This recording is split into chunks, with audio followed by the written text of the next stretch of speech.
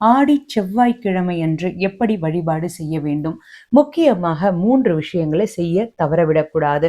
முக்கியமா 2 நெய் தீபமாவது ஏத்தணும் அம்பாளுக்கு. முருகப்பெருமானுக்கு 6 நெய் தீபம் ஏற்றினால் நல்லது. அப்படி இல்லைன்னா முருகப்பெருமானுக்கு ஒரு நெய் தீபம், அம்பாளுக்கு ஒரு நெய் தீபம். இதை முக்கியமா செவ்வாய்க்கிழமைகள்ல காலையிலிருந்து இரவு நேரத்திற்குள்ள 12 மணிக்குள்ள எப்பொழுது வேணாலும் இந்த வழிபாட்டை நீங்க தவறாமல் செய்யலாம். அடுத்தது 2வது நீங்க செய்ய வேண்டியது அம்பிகையை மனதார நினைத்து பிரார்த்தனை பண்ணணும். உங்க வீட்டிற்கு அருகில் இருக்கின்ற அம்பாள் கோவிலுக்கு தவறாமல் போயிட்டு வாங்க. முக்கியமா செவ்வாய்க்கிழமைகள்ல ராகு கால நேரத்துல போயிட்டு வாங்க.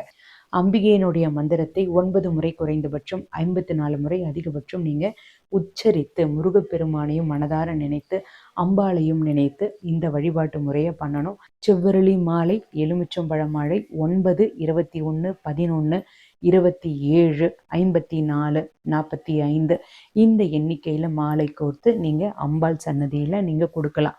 இது 2வது மிகவும் முக்கியமான விஷயம். 3வது நீங்க செய்யக்கூடியது ஓம் சரவண பவாய நமக, ஓம் சரவண பவாய நமக, ஓம் சரவண பவாய நமக இந்த மந்திரத்தையும் சொல்லி 3 முறை நினைத்து பிரார்த்தனை பண்ணிக்கோங்க. யாருக்காவது நீங்க இன்றைய தினம் தானம் பண்ணலாம். ஏதாவது ஒரு தானம் தவறாமல் பண்ணுங்க.